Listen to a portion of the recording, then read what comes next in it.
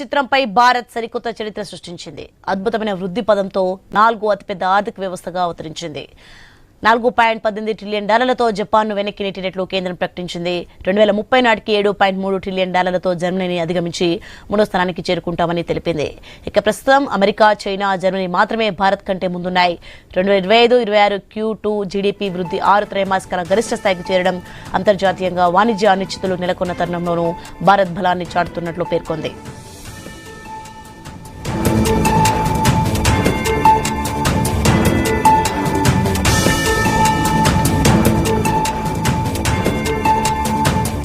భారత ఆర్థిక వ్యవస్థ వృద్ధికి ప్రధానంగా దేశీయ వినియోగం పెరగడం, మౌలిక సదుపాయాల రంగంలో భారీ పెట్టుబడులు, తయారీ రంగం పుంజుకోవడం వంటివి కీలక కారణాలుగా ఉన్నాయి.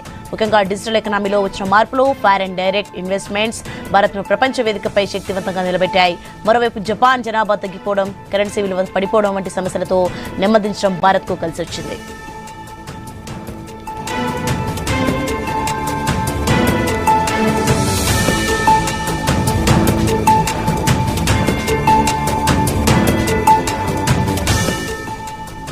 ఇక జర్మనీని కూడా వెనక్కి నెట్టి ప్రపంచంలో 3వ అతిపెద్ద ఆర్థిక వ్యవస్థగా ఎదగాలని లక్ష్యంగా పెట్టుకుంది. భారత్ వృద్ధి రేటు సుమారు 7% తీరును కొనసాగితే వచ్చే 2 నెలల్లో టాప్ 3లో చేరడం ఖాయమని నిపుణులు అంచనా వేస్తున్నారు.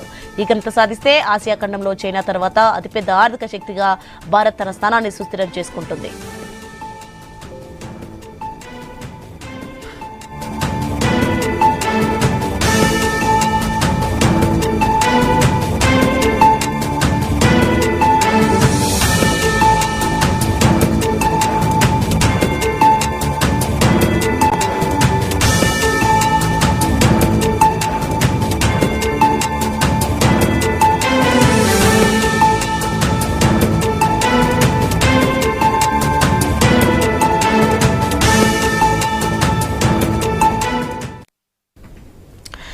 ప్రపంచ ఆర్థిక ముఖ చిత్రంపై భారత్ సరికొత్త చరిత్ర సృష్టించింది. అద్భుతమైన వృద్ధి పదంతో 4వ అతిపెద్ద ఆర్థిక వ్యవస్థగా అవతరించింది.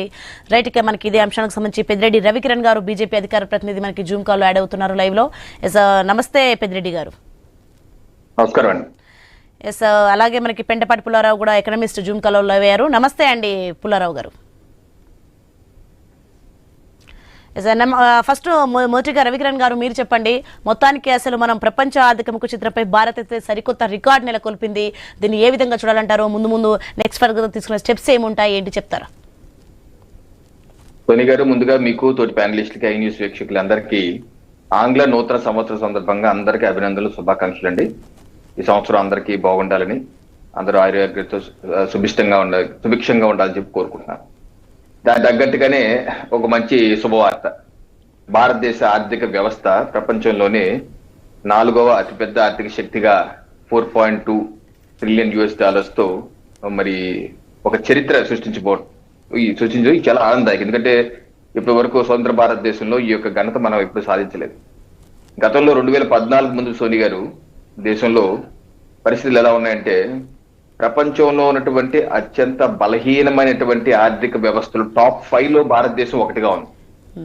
అలాంటి బలహీనమైన టాప్ 5 నుంచి బలిష్టమైనటువంటి టాప్ 5లోకి తీసుకురావటం నిజంగా ప్రధానమంత్రి నరేంద్ర మోడీ గారికి, దేశ ప్రజలకి, సహకరించే ప్రజలకి అందరికీ ఇదొక మంచి పరిణామం. ఈ సందర్భంగా అందరికీ అభినందనలు, శుభాకాంక్షలు. ఈ 11 సంవత్సరాలుగా మనం చూసాం ఏ రకమైన సంస్కరణలు అనేక రంగాల్లో. మేక్ ఇన్ ఇండియా అని చెప్పి భారతదేశంలోనే సొంతంగా తయారు చేసుకోవాలి, స్వదేశీ వస్తువులు వాడటం కావచ్చు, సొంతంగా తయారు చేయటం కావచ్చు, ఇక్కడ నుంచి భారతదేశం నుంచి ఎగుమతులు చేయాలి, భారతదేశంలో ప్రొడక్షన్ పెంచాలి, ఉద్యోగ కల్పన చేయటం, వివిధ రంగాల్లో సంస్కరణలు తీసుకురావటం, జిఎస్టీ సంస్కరణలు తీసుకురావటం, అలాగే రూపీ పెద్ద నోట్లు రద్దు చేయటం, అలాగే అనేకమైన సంస్కరణల ద్వారా మౌలిక వసతుల కల్పన, ఏ రకంగా జాతీయ రహదారుల విస్తరణ. గతంలో 2014 ముందు 90,000 కిలోమీటర్లు ఉంటే ఈ రోజు 150,000 కిలోమీటర్లు జాతీయ రహదారి విస్తరణ కావచ్చు, రైల్వేల విస్తరణ, అలాగే మనకి ఇప్పుడు వందే భారత్ ట్రైన్లు, అలాగే ఎయిర్పోర్ట్లు. గతంలో 75 ఉంటే ఈ రోజు 150, 160 ఎయిర్పోర్ట్లు, పోర్టుల యొక్క విస్తరణ, దాని యొక్క లింకింగ్, అలాగే పేద బడుగు బలహీన వర్గాలకి ఎప్పుడు అందనటువంటి కాంగ్రెస్ గవర్నమెంట్ లో అండి గరీబీ హటావో అంటమే కానీ వచ్చేసిందే లేదు. అలాంటి ప్రధానమంత్రి నరేంద్ర మోడీ గారు వచ్చాక ఈ 11 సంవత్సరాల్లో అండి ముఖ్యంగా పేదలకి ఎవరైతే మరుగుదొడ్లు లేవో 12 కోట్ల మందికి మరుగుదొడ్లు లేనటువంటి వారికి మరుగుదొడ్ల నిర్మాణం, 4 కోట్ల ఇల్లు నిర్మాణం, అలాగే జల్ జీవన్ మిషన్ ద్వారా ఏదో గ్రామాలలో ఇంటికే కుళాయి, అలాగే 13 కోట్ల ఇళ్ళకి ఇంటికే కుళాయి ఇవ్వటం, అలాగే 10 కోట్ల పైచీలకు మహిళలకి ఉచిత గ్యాస్ కనెక్షన్స్, సిలిండర్, రెగ్యులేటర్ ఇవ్వటం, అలాగే అనేకమైనటువంటి కార్యక్రమాలు. ఏదైతే పేద బడుగు బలిగిన వారు బ్యాంకింగ్ రంగానికి దూరంగా ఉండేవాడు, అలాంటి వారికి జన్ధన్ ఖాతాలు ఓపెన్ చేసి 50 కోట్ల జన్ధన్ ఖాతాలు వాళ్ళకి తెరిచి ఇవ్వటం, దానిలో దగ్గర 40 కోట్ల వరకు యాక్టివ్ గా ఉంటాం, లక్షలాది కోట్ల రూపాయలు మహిళలు కావచ్చు, పేదలు కావచ్చు, దాని డబ్బులు పెట్టుకుంటాం, దాని ద్వారా వ్యాపారం చేయటం. సో ఈ రకంగా పేదలందరికీ ఒక భరోసా ఇచ్చి ఈ 11 సంవత్సరాల్లో సుమారుగా 25 కోట్ల పైచిలకు మంది అత్యంత పేదరికంగా ఉన్న వాళ్ళని అక్కడికి తీసుకొచ్చి దిగువ మధ్య తరగతి తీసుకురాగలిగాం. అందుకని ఈ రోజు జీడిపి వృద్ధి ఇంత స్ట్రాంగ్ గా ఉండి డొమెస్టిక్ అంటే దేశీయంగా వాడకం పెరగడానికి కారణం ఏంటంటే ఈ అందరూ మిడిల్ క్లాస్ లోకి రావటం, మధ్యతరగతికి దిగువ మధ్యతరగతి ఎగువ మధ్యతరగతి కుటుంబానికి రావటం, వాళ్ళందరి యొక్క కన్సంప్షన్ పెరగటం, వాడకం పెరగటం, మన వస్తువులు తయారీ పెరగటం, తయారైన వస్తువులు వాడుకుంటాం. ఎందుకంటే మనం కేవలం ఎగుమతుల మీద ఆధారపడటం లేదు. కొన్ని దేశాలు ఎగుమతుల మీద జర్మనీ ఉందండి, కేవలం ఎగుమతి మీద ఆధారపడుతుంది. వాళ్ళ కన్సంప్షన్ తక్కువ, మన అలా కాదు. 140 కోట్ల జనాభా, యువత ఎక్కువ ఉన్నారు, కష్టపడి పనిచేసే వర్క్ ఫోర్స్, తెలివిగల వర్క్ ఫోర్స్, అలాగే కన్సంప్షన్ పెరుగుతుంది, వాడకం పెరుగుతుంది. సో ఆ రకంగా ప్రభుత్వ సహకారం ఉంటుంది. PLI scheme, production link incentive scheme తీసుకొచ్చారు. ఎలక్ట్రానిక్ పరికరాల తయారీ కావచ్చు, సెమీ కండక్టర్స్ కావచ్చు, లేదా మీద ఆటోమొబైల్ లో ప్రపంచంలో 3వ స్థానంలో ఉన్నాం. ఎలక్ట్రానిక్స్ మొబైల్ మ్యానుఫ్యాక్చరింగ్ రంగంలో ప్రపంచంలో 2వ స్థానంలో ఉన్నాం మనం. సో అలాగా అనేక రంగాలు, స్టీల్ మ్యానుఫ్యాక్చరింగ్ లో 3వ స్థానం, 4వ స్థానంలో ఉన్నాం. సో ఈ రకంగా అన్ని రంగాల్లో మనం ముందుకు వచ్చాం కాబట్టి ఈ రోజు 4వ అతిపెద్ద ఆర్థిక శక్తిగా భారతదేశం అవతరించిందండి. ఇదేదో ఆలాపేశారన్న 1 నైట్ వర్క్ ఏం కాదండి. 11 సంవత్సరాల పైచిలకు అందరూ దేశ ప్రజలు, ప్రధానమంత్రి నరేంద్ర మోడీ గారు, నిర్మలా సీతారామన్ గారు, రాష్ట్రాలు సహకరించాయి సంస్కరణలకి. సో ఆ రకంగా అందరు కలెక్టివ్ ఎఫర్ట్ ఇదే రకంగా మనం పని చేసుకుని వెళ్తే మన ముందు జర్మనీ అండి $4.5 ట్రిలియన్ ఉంది, మనది 4.2 అంటే $0.3 ట్రిలియన్ మనకి వాళ్ళకి గ్యాప్ ఉంది. సో మనం పని చేసుకుంటే వచ్చే 2-3 సంవత్సరాలుగా తప్పనిసరిగా ప్రపంచంలో 3వ అతిపెద్ద ఆర్థిక శక్తిగా భారతదేశం అవతరిస్తుంది. దీని ద్వారా భారతదేశానికి, భారతదేశ ప్రజలకి ప్రపంచ వ్యాప్తంగా గుర్తింపు కావచ్చు, లేకపోతే మన ఆర్థిక శక్తిని పెంచుకుంటాం, తద్వారా దేశాన్ని స్వావలంబన చేసుకుని అన్ని రంగాల్లో అభివృద్ధి చేసుకుంటూ ఉపయోగపడుతుందండి. సో ఈ రకంగా ఒక మంచి శుభ పరిణామం 2026 సంవత్సరంలో స్టార్ట్ అయింది. ఈ రకంగానే ముందుకు వెళ్ళాలండి. సోని గారు, మళ్ళీ చర్చిద్దాం సార్. షార్ట్ బ్రేక్ తీసుకుందాం. Stay with us. రైట్, ప్రస్తుతం అమెరికా, చైనా, జర్మనీ మాత్రమే భారత్ కంటే ముందున్నాయి. ఇక 2025-26 Q2 జీడీపీ వృద్ధి 6 త్రైమాసికాల గరిష్ట స్థాయికి చేయడం అంతర్జాతీయంగా వాణిజ్య అనిశ్చితులు నెలకొన్న తరుణంలోనూ భారత్ బలాన్ని చాటుతున్నట్టు పేర్కొంది. ఇక భారత ఆర్థిక వ్యవస్థ వృద్ధికి ప్రధానంగా దేశీయ వినియోగం పెరగడం, మౌలిక సదుపాయాల రంగంలో భారీ పెట్టుబడులు, తయారీ రంగం పుంజుకోవడం వంటివి కీలక కారణాలుగా ఉన్నాయి. ఇక ముఖ్యంగా అయితే డిజిటల్ ఎకానమీలో వచ్చిన మార్పులు, ఫారెన్ డైరెక్ట్ ఇన్వెస్ట్మెంట్స్ భారత్ ను ప్రపంచ వేదికపై శక్తివంతంగా నిలబెట్టాయని చెప్పొచ్చు. రైట్, ఇక ఇదే అంశాలకు సంబంధించి మరింత సమాచారం కొనసాగిద్దాం. ఇంకా నెక్స్ట్ మనకి లైన్ లో పుల్లారావు గారు ఉన్నారు. పుల్లారావు గారు చెప్పండి. ప్రశ్న ఏంటి? నేను పొలిటికల్ గా చెప్పను, నేను అనాలిసిస్ ఇస్తాను. పుల్లారావు గారు, మొత్తానికి మనం చూసుకుంటే మరోవైపు జపాన్ జనాభా తగ్గిపోవడం, అలాగే కరెన్సీ విలువ పడిపోవడం వంటి సమస్యలతో అయితే నెమ్మదించడం భారత్ కి కలిసి వచ్చింది అని అనుకోవచ్చా? అసలు ఎలా చూడాలంటారు, ఏమంటారు? ఇది ఒక రొటీన్ జర్నీ. మన జీడిపి పెరగటం మంచిది, చెడ్డది కాదు, పెరగాలి. కానీ మన పర్సనల్ ఇన్కమ్ పెరగలేదు, తక్కువగా పెరుగుతుంది. దాదాపు నేను గూగుల్ రిఫర్ చేసి వెంటనే టక్ టక్ టక్ టక్ చెప్పట్లేదు, జ్ఞాపకం మీద చెప్తున్నా. తప్పులు ఏమన్నా ఉంటే క్షమించండి. జపాన్ది $34,000 సంవత్సరానికి ఆదాయం మనిషికి. జర్మనీది $60,000-70,000, మన $2,000. మన జనాభా ఎంతమంది ఉన్నారు? 150 కోట్లు ఉన్నారు. సో న్యాచురల్గా మనది 5% పెరిగితే మన జీడిపి విశేషంగా పెరుగుతుంది మనిషికి. సో అది మనం ఆనందపడదాం. ముఖ్యంగా ఎక్కడైతే జాగ్రత్తగా ఉండాలంటే, జపాన్, జర్మనీకి పాపులేషన్, ఏజింగ్ పాపులేషన్, పనిచేసే వాళ్ళు తగ్గిపోయారు, ట్యాక్సెస్ కట్టే వాళ్ళు తగ్గిపోయారు, పెన్షన్ ఎక్కువ అయిపోయినాయి. సో న్యాచురల్గా వాళ్ళకి పెద్ద డిసడ్వాంటేజ్ అయిపోయింది. భారతదేశానికి 15-20 సంవత్సరాల్లో ఆ ఇంపాక్ట్ వస్తుంది, తప్పదు. ఏజింగ్ పాపులేషన్ అంటే వాళ్ళు సంపాదించరు, వాళ్ళకి పెన్షన్లు ఇవ్వాలి, చూడాలి, ట్యాక్సెస్ కట్టరు. ఎందుకంటే ఓల్డర్ పీపుల్కి ఇన్కమ్స్ తక్కువ అయ్యని ఉన్నాయి. దాంతోపాటు మన మెయిన్ సెక్టర్ వ్యవసాయం, అది పెరగాలి. ఆ ఇన్కమ్ పెరిగితేనే ఈ ఇన్కమ్ ఆదాయాలు ఇన్ఈక్వాలిటీస్ తగ్గిపోతాయి. ఇన్ఈక్వాలిటీస్ తగ్గకపోతే ఇది మనకు పొలిటికల్ స్టెబిలిటీ రాదు. సో చాలా కేర్ఫుల్గా ఎకానమీని స్టీర్ చేయాలి. ఎస్, మన ఇన్ఫ్లేషన్ ధర పెరుగుదల కంట్రోల్లో ఉన్నది, చాలా మంచి పని. ఇప్పుడు మన భారతదేశానికి అది ఒక ముఖ్యమైన ఇండికేటరు. అలాగే ఫుడ్ ప్రొడక్షన్ 50 సంవత్సరాలు 40 సంవత్సరాలు బట్టి మనకి ఎక్సెస్ ఫుడ్ ప్రొడక్షన్ తక్కువ కాదు. వ్యవసాయంతో ఏం చేయాలి, వ్యవసాయం ఏ రకంగా మనం ఆదాయం పెరిగేటట్టుగా చూడాలి. వ్యవసాయం ఈవేళ 40% 30% జనవా డైరెక్ట్గా డిపెండ్ అయి ఉన్నారు, ఆధారపడి ఉన్నారు. కానీ ఆదాయం 18%. అంటే చాలా ప్రాబ్లమ్స్ ఉన్నాయి, స్ట్రక్చరల్ ప్రాబ్లమ్స్ తీర్చాలి, చేయాలి, అవి అటెండ్ అవ్వాలి. జీడిపి పెరిగింది, నెక్స్ట్ జర్మనీ, నెక్స్ట్ చైనా, అది కొంచెం కేర్ఫుల్గా లెక్కలో వెళ్ళాలి. ఒకవేళ మనం పెరగకపోతే మనం నష్టపడినట్టు లెక్క కాదే. మనం 4th ప్లేస్లో ఉన్నాం, 3rd ప్లేస్కి వెళ్తాం, లేకపోతే 5th ప్లేస్కి తిరిగి వెళ్తాం. అదేం పెద్ద తప్పు అనుకోవట్లేదు. మన లోపలగా ఇంటర్నల్గా ఎలాగున్నది పరిస్థితి భారతదేశం. ఒక వ్యక్తి అడిగితే main question, how are you feeling, నీ ఫ్యూచర్ ఎలాగున్నది, హోప్ఫుల్గా ఉన్నదా, దీనివల్ల ఉపయోగమా, ఇది చూడాలి. నేను సింపుల్గా జీడిపి ఒకే ఇండికేటర్గా నేను తీసుకోవట్లేదు. ఎన్నో విషయాలు ఉన్నాయి. అన్ఎంప్లాయ్మెంట్ ఉన్నది, తగ్గిందా, తగ్గొచ్చు, తప్పకుండా తగ్గుతుంది రాబోయే రోజుల్లో. వ్యవసాయమా, ఇంపాక్ట్ లేదు. ఎందుకంటే ఇంపాక్ట్ లేదు, వ్యవసాయానికి పొలిటికల్ రిప్రజెంటేషన్ లేదు. మన స్వతంత్రం వచ్చినప్పుడు 1952లో 70% 80% ఎంపీలు మాకు వ్యవసాయం మీద ఆధారపడి ఉన్నామన్నారు. ఇప్పుడు 5% 3% ఉన్నారు. పొలిటికల్గా వాళ్ళ కాంట్రిబ్యూషన్ తగ్గిపోయింది, వాళ్ళు కనపడలేదు. సో చాలా మనం రిఫార్మ్ చేయాలి, వ్యవసాయం కేర్ఫుల్గా చేయాలి. చేస్తే తప్పకుండా జీడిపి పెరగటంలో అందరికీ బెనిఫిట్ వస్తుంది. అందరికీ ముందు ఇంకా సాలిడ్ బేస్తో వెళ్తాం. సాలిడ్ బేస్ వ్యవసాయాన్ని కనుక మనం మార్చుకోగలిగితే, లో ఇన్కమ్ వ్యవసాయం అది, గోధుమలు, వరి, అది మార్చాలి. హై ఇంటెన్సివ్ హై వాల్యూ అగ్రికల్చర్కి మార్చాలి. అది తప్పకుండా చేయాలి. అది ఇంకా స్టార్ట్ అవ్వలేదు, అది పెద్ద రిజల్ట్స్ వస్తాయి. లేకపోతే ఇంత బేస్ 35% 40% ఉన్న బేసు లో ఇన్కమ్ కదా వ్యవసాయంలో ఉన్న వాళ్ళకి. ఆ ఇన్కమ్ కనుక పెంచగలిగితే తప్పకుండా జర్మనీని ఎక్సీడ్ అవుతాం, చైనాని రైవల్ అవుతాం. చైనాని అంత తొందరగా చైనాని రిప్లేస్ చేయగలవా అంటే నేను ఒప్పుకోను. చాలా సంవత్సరాలు పడుతుంది, చాలా విషయాలు అవుతుంది.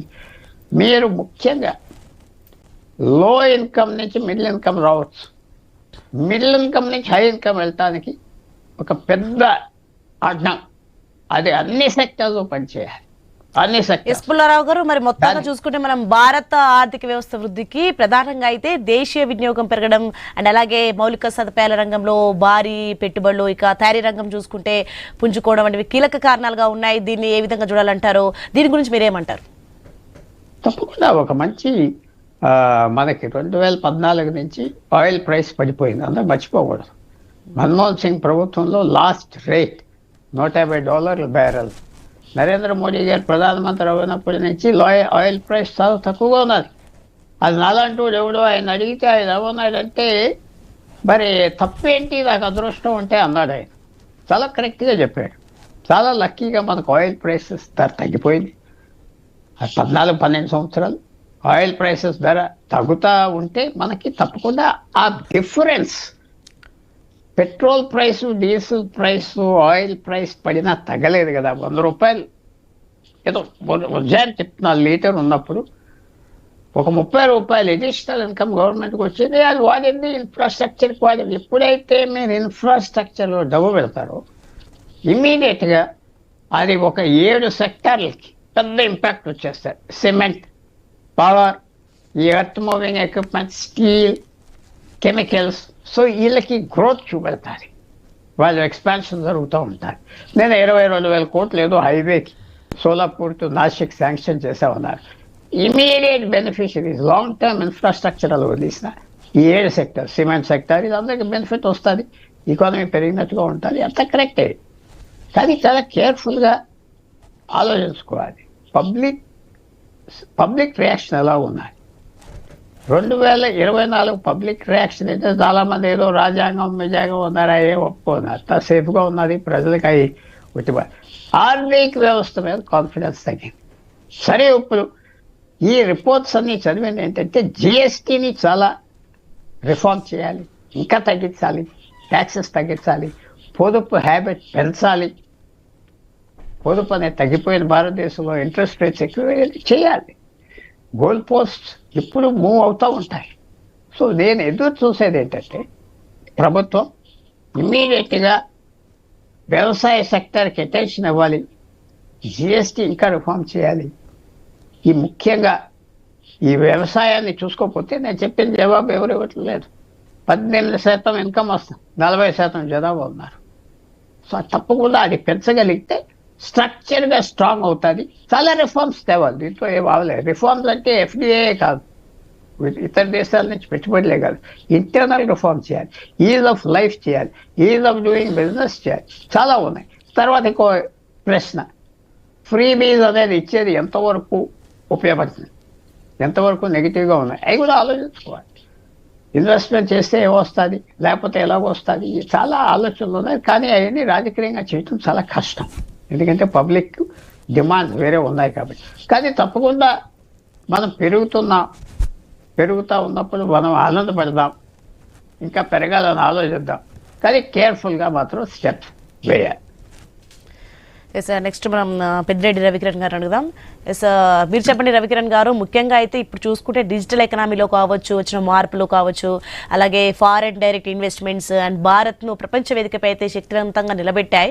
అండ్ మరోవైపు అయితే జపాన్ జనాభా తగ్గిపోవడం అండ్ కరెన్సీ విలువ పడిపోవడం వంటి సమస్యలతో అయితే నెమ్మదించడం భారత్కు కలిసి వచ్చిందని అంటున్నారు. సో మీరేమంటారు దీనికి? అంటే సోని గారు, భారతదేశం ఎప్పుడు డైనమిక్ గా ఉంటది, కానీ ఎప్పుడైతే ఒక నేత సరైన సమయంలో సరైన నిర్ణయాలు తీసుకోగలరో, దానికి ప్రజలు ఎప్పుడు సహకరిస్తారో అప్పుడే ఆ దేశం ముందుకెళ్ళగలుగుతుంది. ఈరోజు డిజిటల్ ట్రాన్సాక్షన్స్ గురించి మనం 1-2 సార్లు మాట్లాడుతున్నాం. ఇది భారతదేశ ప్రభుత్వం దాన్ని యూపీఐని ఇంప్లిమెంట్ చేయలేదు అనుకోండి ఇప్పటి వరకు, అప్పుడు ఏమయ్యేది? ఇంకా 2014 ముందు చేయలేదు కదా. మరి ఈ రోజు మరి గట్టిగా అమలు చేసి కరోనా సమయంలో కూడా అది అమలు చేస్తున్నప్పుడు కూడా ప్రతిపక్షాలు ఈ దేశంలో ఏమన్నారు? ఎవరు కొడితే పచారీ బండోడికి ఏం తెలుసుద్ది, ఎలాగ డిజిటల్ పేమెంట్ ఎలా తెలుసుద్ది, ఇంటికి వచ్చే కూరగాయలు అమ్మేవాడికి ఎలా తెలుసుద్ది, అది చేయాలని, ఇవన్నీ భారతదేశంలో అవ్వదు అన్నారు కదా పెద్ద అప్పుడు ఆర్థిక మంత్రులు పార్లమెంట్ లో చెప్పిన మాటలు. ఇది అవ్వదు, ఇది ఎలా చేస్తా చేయట్లేదు. మరి ఈ రోజు దాన్ని మరి గొప్పగా మాట్లాడుకుంటున్నాం. మరి ఏ కన్విక్షన్ తో అయితే, ఏ నమ్మకంతో అయితే అది ముందుకు తీసుకెళ్లారు నరేంద్ర మోడీ గారు, దాన్ని మెచ్చుకోవాలి కదా. అలాగే నేను అనేది ఏంటంటే అనేకమైన ఛాలెంజెస్ వస్తాయి, బట్ ఆ సమయంలో సరైన నిర్ణయం తీసుకున్నారా లేదా?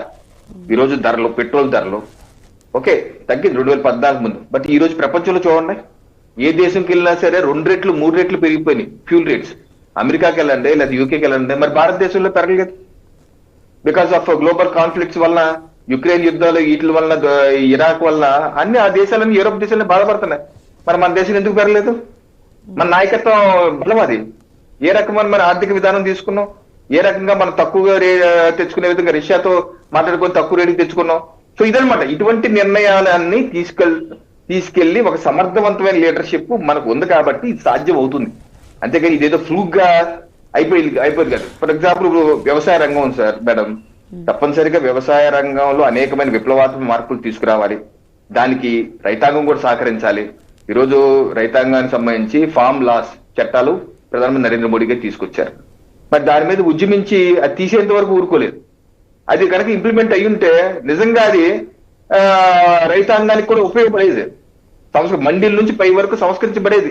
మరి ఉపయోగించే పరిస్థితి ఏర్పడింది. అది కనుక అమలు అయ్యి ఉంటే ఇంకా అద్భుతంగా ఇప్పటికీ 3rd ప్లేస్కి వచ్చి ఉండే వాళ్ళమేమో. అసలు మార్పుని స్వాగతించకుండా పోనీ ఏదైనా చిన్న మార్పులు చేయాలి, ఇది వద్దు అది కావాలి అన్నా ఓకే, అది మొత్తాన్ని తీయించేసే విధంగా చేయడం జరిగింది కదా. అయినా సరే ఈ రోజు వ్యవసాయానికి రవికిరణ్ గారు చర్చిద్దాం, ఒక షార్ట్ బ్రేక్ తీసుకుందాం. Stay with us.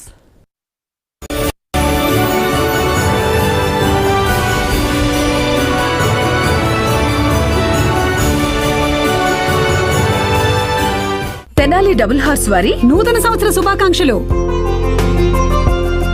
Tenali double horse వారి నూతన సంవత్సర శుభాకాంక్షలు.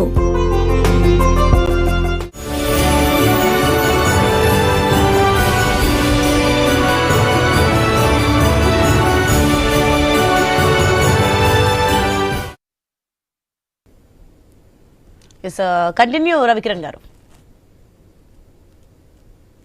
ఇప్పుడు మౌలిక వసతుల మీద ఇన్వెస్ట్మెంట్, ఇప్పుడు తప్పనిసరి ₹1 గనక మౌలిక వసతుల మీద మనం ఇన్వెస్ట్ చేస్తే లాంగ్ రన్ లో ₹3 తీసారు.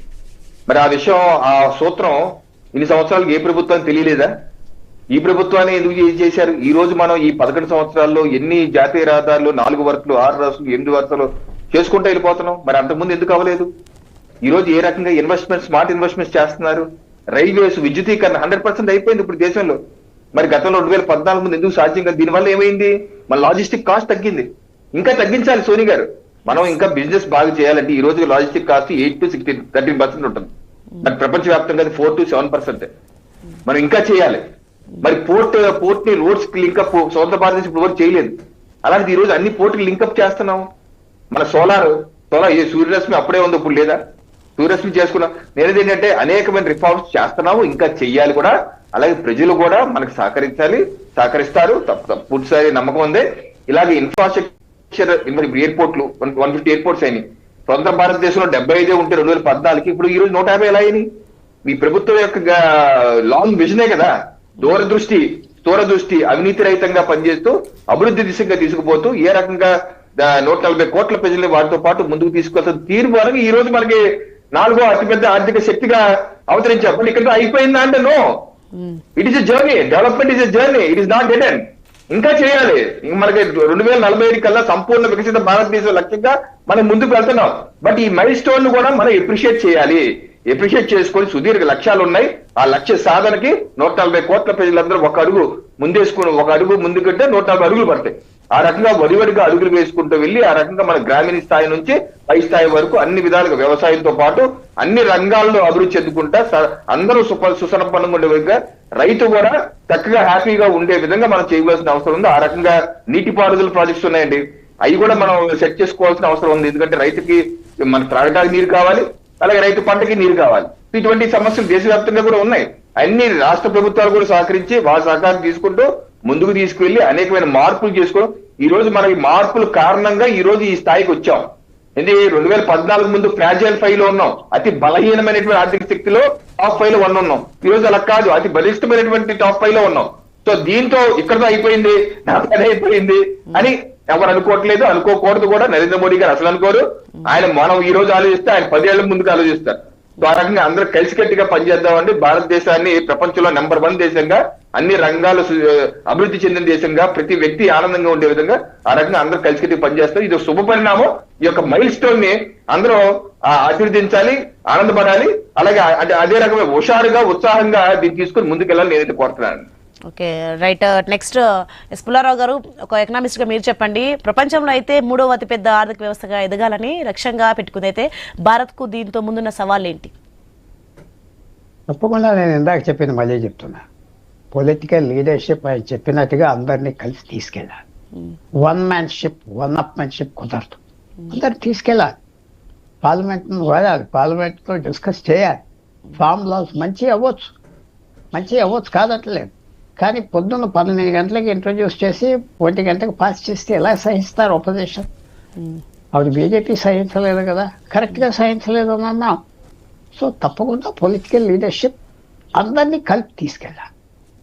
అది చాలా ముఖ్యం. 100% అగ్రీ అవుతున్నా. ప్రజలు కలిసి రావాలంటే అపోజిషన్ కూడా కలిసి రావాలి. అది కలిసి రావట్లేదు, కుదరదు. మనం పాలిటిక్స్లో అదొక స్కిల్, అదొక సక్సెస్ఫుల్గా చేయాలి. జిఎస్టీకి చక్కగా చేశారు కదా, ప్రతి రాష్ట్రం ఒప్పుకున్నారు కదా, ప్రతి ఫైనాన్స్ మినిస్టర్ ఒప్పుకున్నారు కదా. అది చేయాలి. చేయకపోతే కష్టం. రెండోది మళ్ళీ చెప్తున్నా, అగ్రికల్చర్ భారతదేశానికి సామాజికంగా కూడా అదొక పెద్ద స్తంభం. వ్యవసాయం పోయిందా భారతదేశం సమాజంలో స్టెబిలిటీ పోతారు. అడ్రస్ లేకుండా అర్బన్ పాపులేషన్ అయిపోతారు. ఈవేళ మనకు ఒక చక్కటి సెటప్ ఉన్నది. వ్యవసాయం, రూరల్ ఏరియా ఇదంతా. అది ఆదాయాలు పడిపోతే అందరు పట్టణాలకు వస్తారు. సో వ్యవసాయం మీద అటెన్షన్ ఇవ్వాలి. ఒక ఫామ్ లాస్ చేస్తే అయిపోతుందా, లేకపోతే ల్యాండ్ కన్సోల్ చేసి అలా చేయాలి. ఎక్స్పర్ట్స్ కావాలి. అగ్రికల్చర్ మీద ఫోకస్ అవ్వాలి. అయితే ఆ 40% జనాభా ఆదాయం పెరుగుతుంది, ఈ 18% ఇన్కమ్ వచ్చేది ఇంకా పెరుగుతుంది. అందువల్ల తప్పకుండా మన్మోహన్ సింగ్ ప్రభుత్వం కూడా దీని మీద అటెన్షన్ ఇవ్వలేకపోయారు. వాళ్ళకి ఇంట్రెస్ట్ లేకపోయింది. ఇప్పుడు ఈ ప్రభుత్వం చేయాలనుకుని చేయలేకపోతున్నారా, ఇంకా అటెన్షన్ ఫోకస్ చేయాలా, మనకు సమయం చెప్తుంది. కానీ వాల్యుబుల్ టైం పోతుంది. అన్ని దేశాల కంటే ఒక చిన్న దేశం హాలండ్, 18,000 ఫార్మ్స్ ఉన్నాయి, 18,000 20,000 వ్యవసాయదారులు ఉన్నారు. వరల్డ్లో బిగ్గెస్ట్ అగ్రికల్చరల్ ఎక్స్పోర్ట్స్ హాలండ్ నుంచి. వాళ్ళు తప్పకుండా నేను అనుకునేది వ్యవసాయానికి టాప్ ఇంపార్టెన్స్ ఇవ్వాలి. ఇస్తే మనకి ఈవేళ చక్కటి ప్లేస్. మనం వీట్ ఎక్స్పోర్ట్ చేస్తున్నాం, రైస్ ఎక్స్పోర్ట్ చేస్తున్నాం, లిమిటెడ్ క్వాంటిటీస్, అనుకున్నంత కాకపోయినా ఇంకా చేయాలి. దాని మీద ఫోకస్ చేయాలి. రాబోయే 5 సంవత్సరాల 10 సంవత్సరాల వ్యవసాయాన్ని ఎలా మార్చాలి, లో ఇన్కమ్ నుంచి మిడిల్ ఇన్కమ్ కైనా చేయాలి, హై ఇన్కమ్ కైనా చేయాలి. అవకాశాలు ఉన్నాయి భారతదేశంలో, అది మాత్రం చూడాలి. ఒకటి మాత్రం స్పష్టంగా చెప్పాలి, రైస్ కల్చర్ మనం సఫిషియెంట్ వ్యవసాయం చేస్తున్నాం, ఎక్కువ రైస్ ప్రొడక్షన్ అయిపోయింది, ఓవర్ ప్రొడక్షన్ అయిపోయింది, అలా తగ్గించాలి చూడాలి. చాలా ప్రయత్నం చేయాలి, చాలా ఫోకస్ చేయాలి. చేస్తే మనకి తప్పకుండా భారతదేశం నిన్న మొన్న స్టార్ట్ అవ్వలేదు. 7,000 9,000 సంవత్సరాల హిస్టరీ ఉన్నది, చాలా గొప్ప దేశం. సో అది మాత్రం మనం మెయింటైన్ చేసుకోవటానికి ఇవాళ కాంపిటీషన్లో ప్రపంచంలో రైవలరీస్ కూడా ఉన్నాయి. మనకి ఆర్థిక వ్యవస్థ పెరిగితేనే మనం పాకిస్తాన్, చైనాని, బంగ్లాదేశ్ని ఇలా దేశాలందరినీ ఎదుర్కోగలం. ఆర్థిక వ్యవస్థ పెరిగాయి, గట్టిగా చేసుకోవాలి. తప్పకుండా రాబోయే రోజుల్లో అగ్రికల్చర్ మీద ఫోకస్ అవుతుంది. ఎడ్యుకేషన్ కూడా, హై ఎడ్యుకేషన్ కూడా. ఇప్పుడు ఈ సాఫ్ట్వేర్ ఇదంతా మనం చూస్తున్నాం. వరల్డ్ వైడ్ కొత్త ఇంటెలిజెన్స్ స్టడీస్ వచ్చినాయి, అది మనం చేయగలుగుతున్నాం లేదా? ఇంత ఎఫర్ట్స్ చేశారు, no doubt. 1000 medical colleges, 2,000 medical colleges చేశారు. కాంగ్రెస్ హయాంలో చేయలేదు. కానీ ఈవేళ కూడా 50,000 మంది, 1,00,000 మంది బయట అడ్మిషన్ చూస్తున్నారు. Right, thank you. చర్చలో పాల్గొన్నందుకు thank you Peddapati Pullarao economist garu, and అలాగే పెద్దిరెడ్డి రవికిరణ్ బీజేపీ అధికార ప్రతినిధి గారికి చాలా ఎన్నో విషయాలు చెప్పారు. సో మొత్తానికైతే ప్రపంచ ఆర్థిక ముఖ చిత్రంపై భారత్ సరికొత్త రికార్డు సృష్టించింది, ఆనందదాయకం. ఇది వాళ్ళ క్వశ్చన్ అవర్.